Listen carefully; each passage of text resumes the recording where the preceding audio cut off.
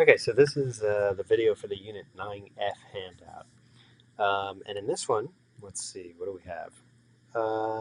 We've already talked about lots of different angles and their arc relationships, which are all, a whole bunch of them are down here, which we'll fill in a little bit. There's one type left that we haven't talked about, one major type, and that's the one that's formed by two chords, right? And the angle, the vertex of the angle, isn't in the center of the circle. It's not on the circle. It's just somewhere floating around in the center of the circle there. And one thing to notice is that when they're formed by two chords, you don't just get one arc that's intercepted by the chords. You get two. You get the big one and the little one. Sometimes they're exactly the same, in which case it doesn't matter what you call them anyway. But in this case, I labeled the bigger one with a B and the smaller one with an L. And then the angle we want here is x. And so the question here says, derive a formula that tells you what x is in terms of the b and the l. And so the trick for this is to draw in a chord from K to A. You could also do it from E to T if you preferred, but this one works pretty well. So I'm just going to draw in that chord right there. Let me redraw it. It's a little weird looking. Okay, there it is. So one of the things to note is if I were to draw this angle right here, notice it's an inscribed angle because the corner's on the circle. And the angle that it carves out, or the arc that it carves out that it intercepts is B. So if I were to draw this by itself over here, this is B degrees, and this angle is inscribed, so it's got to be half of B. So I'm going to put a 1/2 B right there. Okay, so now let me do this one. Let's look at this. Notice that this angle right here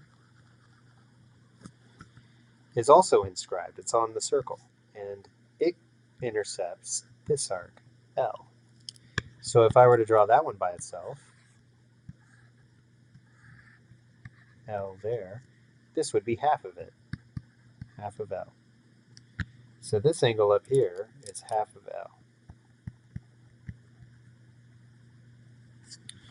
L.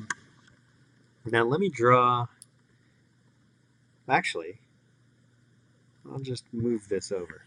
So the parts that I drew in, I'm just going to slide right over to here. So the X is this guy right there, which means the angle next to it would be 180 minus X, right? And I know that in that triangle formed by the blue and the red, that this triangle has to be 180 degrees right there. So what I'm going to do is I'm going to say 180 has to equal the three angles put together. Half of L plus half of B plus the 180 minus X. So if I simplify a little bit, the 180s cancel. And then the goal is to get X by itself. So right now what I've got is 0 equals half L plus half B minus X. So if I add X to both sides, I get X is half of L plus half of B. And then I'll just rewrite this so it's half of L plus B, or half of B plus L, either way. So half of one arc plus the other arc that gets carved out there. So that is what to do when you get one of these pictures where you're trying to solve for one of those inside angles. Okay? If it's an inside angle, that's not a central angle. If it's central, then you just know it's the same as the arc. Okay. So then in number 2, the whole point is just to make a nice reference so that you can come back to this page depending on what kind of problem you're doing. So we know that if the angle's at the center of the circle, then the arc that it carves out is going to be exactly the same number of degrees. The next type that we did were ones that had the angle on the circle. So an inscribed angle or an angle formed by a chord and a tangent. And in both of these cases, the arc that gets intercepted is double the angle.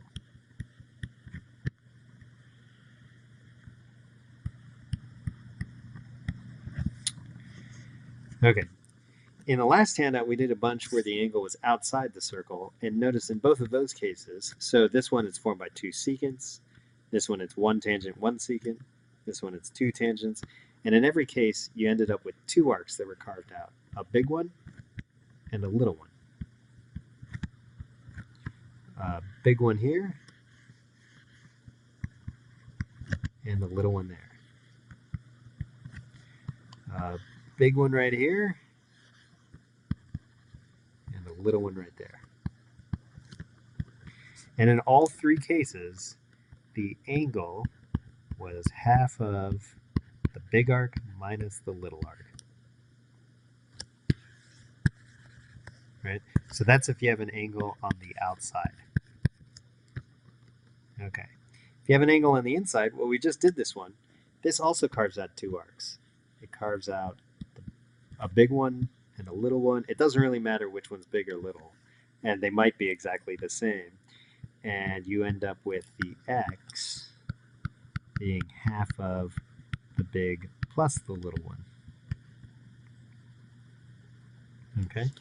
And all this boils down to where's the vertex in every case. In this case, it's in the center. In this case, it's on the circle. In the next case, it's outside the circle. And in the final case, it's inside the circle. Okay? So let's use this idea to do kind of a huge problem here with all these arcs and angles. So in the problem, let's see, AB is the diameter. So AB goes right through the center. J is the center. KL is a tangent. AC, arc AC is 120 degrees, so I'll label this 120. BD is 30 degrees, so 30 degrees right here. BE is 80 degrees, so that means that ED, the leftover part right here, is 50 degrees. And then find the measurements of the numbered angles. Okay. So remember, this is a diameter right here.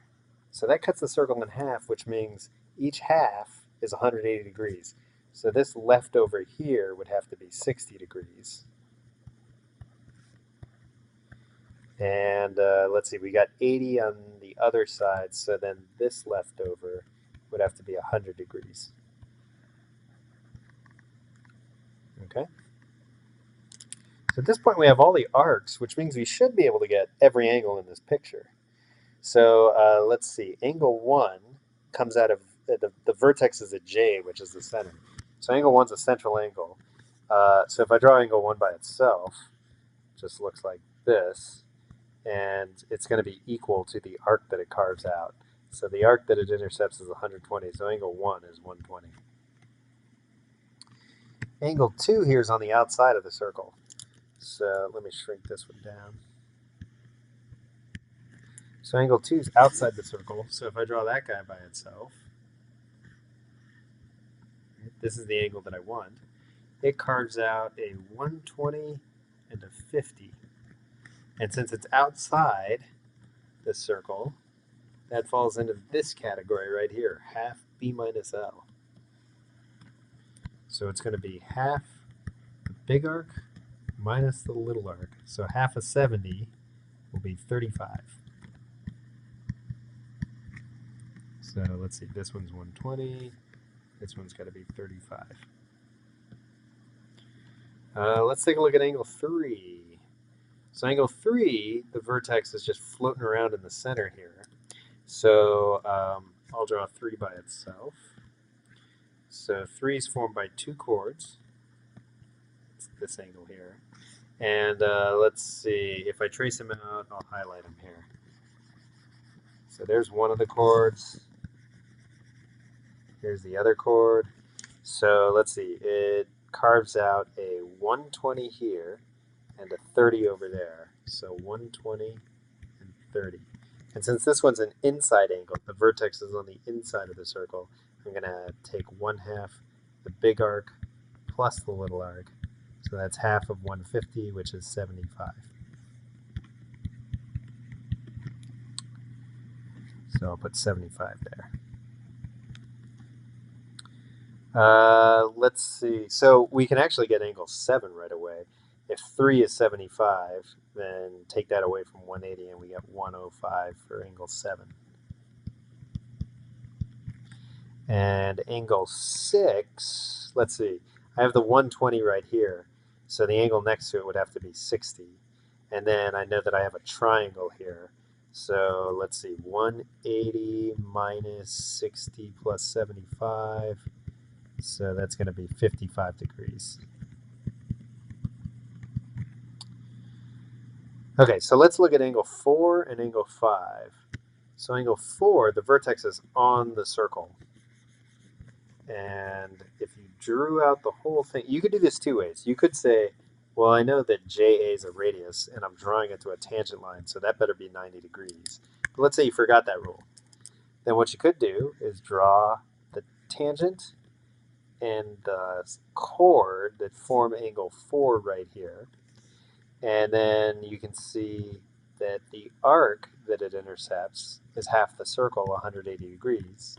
Since the vertex is on the circle, this angle is going to be half of the 180. So it's got to be 90. 90 degrees. And then we know that the other half would have to be 90 also. But we only care about the part that the 5 is involved in, the angle 5. So if I draw angle 5 by itself, it's formed by this tangent and this line right here. Whoop. Oh, jeez. This line. So here's angle 5. And the arc that it carves out is 100 degrees. Now the angle for angle 5, the vertex is on the circle. Since it's on the circle, if I come back up here, on the circle, the arc is twice the angle. So if I cut the arc in half, I get the angle. So the angle is going to be 50 degrees. Okay? So 4 and 5 are a little bit, they're different. They involve area.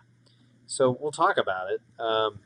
So one of the things is, let's see, if you look for the darkest shaded region in this circle down here, that's BDE.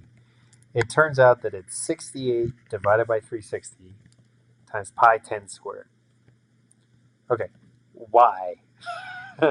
So really what's going on is if I wanted to figure out the area of this region right here, if I knew the area of the whole circle and what percentage this region took up, I could just take a percentage of the circle's area. So if I phrase it as what percentage of the circle does that sector take up? Well, it takes up 68 degrees out of 360 degrees. This right here is the percentage of the circle that the sector takes up for the sector. Right? Pi 10 squared, well, the radius is 10. Pi 10 squared represents the area of the circle.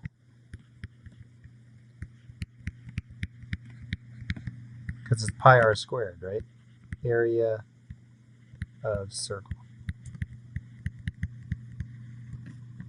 So if I multiply these two things together, then what I'm doing is I'm getting a percentage of the area that the sector happens to take up. So this equals percent of total area, total circle area,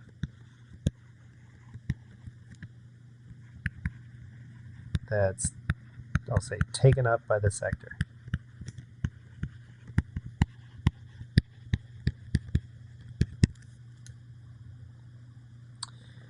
Okay, so let's take a look at 5.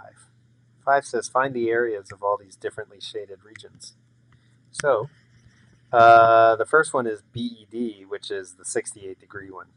So we already know that sector BED is going to be 68 over 360 times pi 10 squared. So on the calculator, let me call that out, we've got, why won't this move? There we go. Ugh, of course not. we've got 68 divided by 360, and then times pi times 10 squared. And we get 59.341.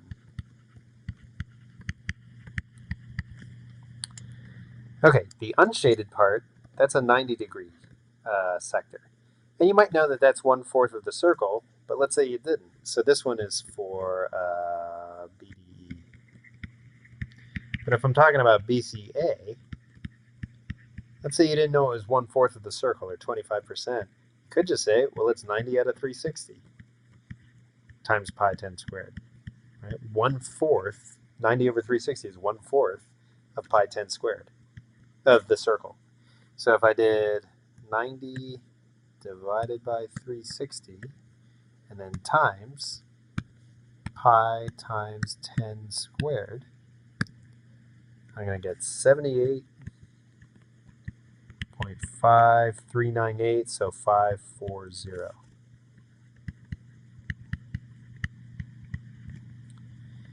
Okay, now, so at this point we've found this area, and we found this area. The question is, what's the middle shaded regions, the orangey regions on this picture? So in order to do that, you can do it a couple different ways. Probably the easiest way is, well, it's everything left in the circle. So if I get the total circle area, so circle's area, circle's whole area, is pi r squared, pi 10 squared, which is going to be, let's see, pi times 10 squared. 100 pi, 314.159. Okay, if I take away this region and this region, I'm left with only the orange regions. So let's do that. So I want to subtract the 59.3411 blah. And then I also want to subtract the 78.539. And if I do that, I have 176.278 left over. Okay. So I hope that helps a little bit, and I'll talk to you guys soon. Bye-bye.